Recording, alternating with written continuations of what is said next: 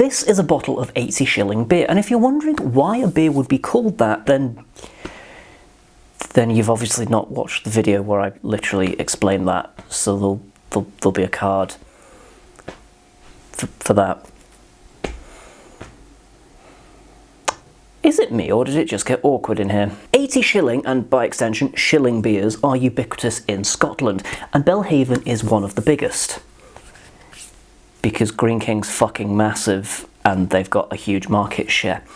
But that got me wondering, does that mean that they're the best? So today we're going to do a little head-to-head between Belhaven, being the big guys,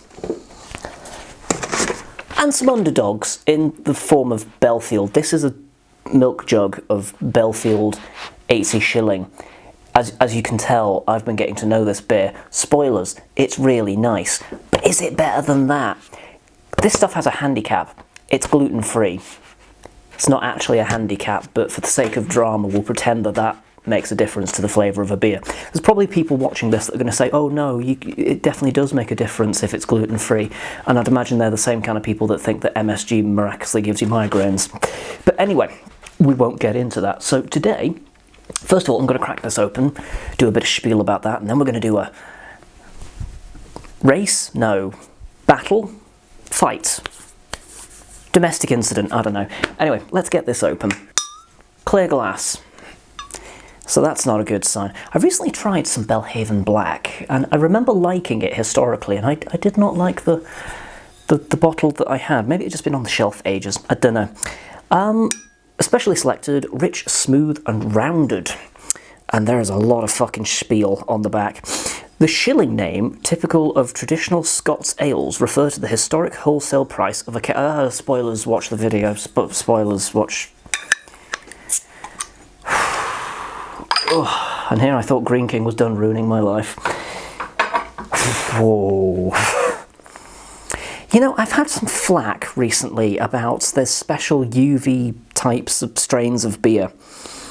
It still fucking reeks, alright? I'm just calling it as it is. It fucking reeks of kind of rotting vegetables.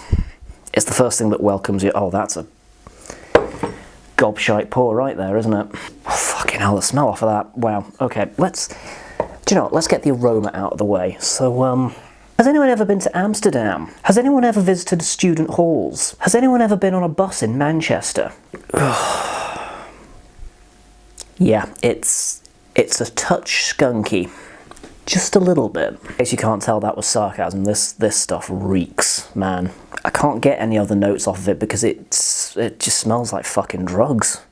I mean, technically, yes, but, you know, other drugs. If I were a betting man, I'd say the Belfield is going to walk this, but you never know.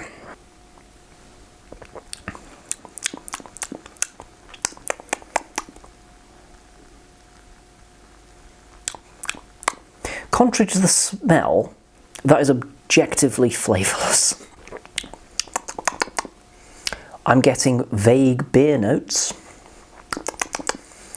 but legitimately, like, if I had a blindfold on, I'd be struggling to tell if this was an ale or a lager at this point. This is so generic, it's unbelievable. Is this a recent development, Belhaven getting shit? Because even a couple of years ago, when I was working for Greene King, we would get in the Belhavens, because we were like, do you know what?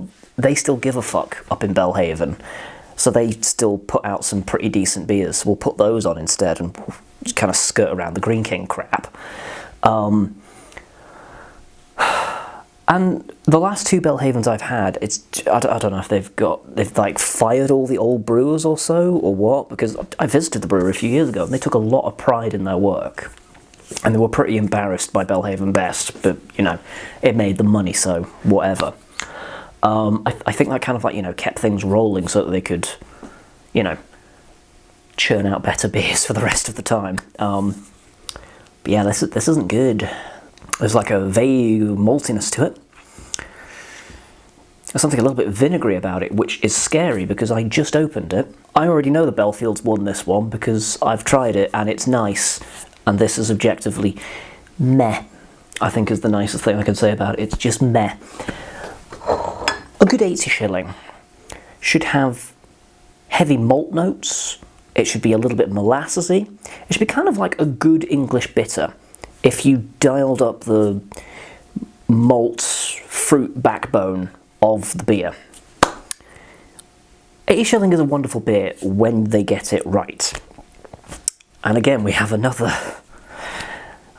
forerunner who's kind of ruining the name for everybody else. So let's crack on with, do you know what, let's get this out of my fucking sight. I'm going to demote that down to here. And we're going to have a lovely time.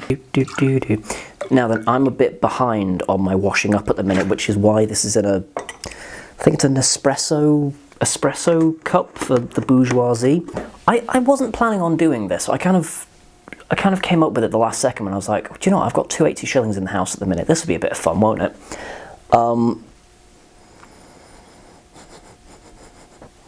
I mean, really, what's actually happened here is anyone who's ever watched Robot Wars, you remember that fight between Hypnodisc and Splinter? This is Splinter. Oh dear God, that's so much better. It's actually unbelievable.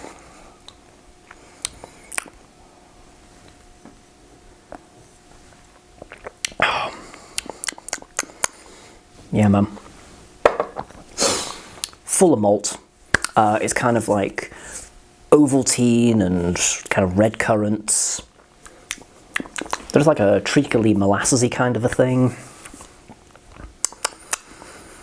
And there's you know, a subdued but distinct hop flavour in there. I know people hate it when people say, oh, it's kind of hoppy because it's so generic and ridiculous, but I am detecting trace elements of hops because it's a beer.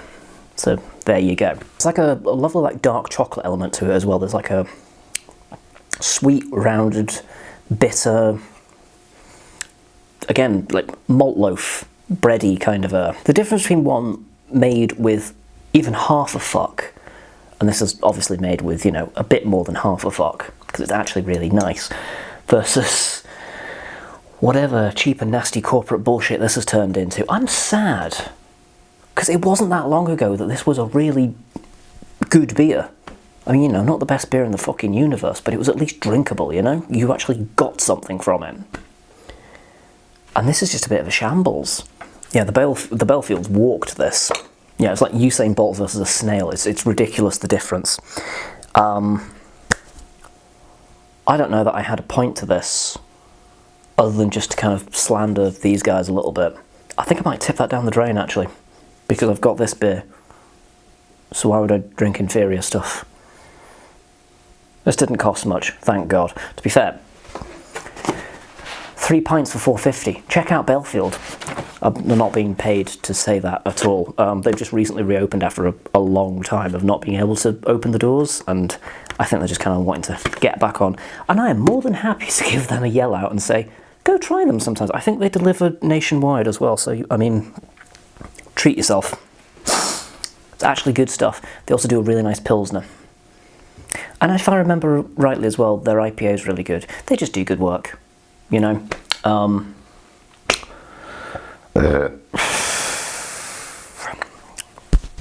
Surprisingly gassy for a cask ale. That's me. This was 80 Shilling. Comment down below. What are your favourite beers? Let's keep it open. Why not? Actually, what was your favourite Robot Wars match? There we go. That's nice and weird. Thank you very much for watching, guys, and do join me next time where I'll be drinking something else.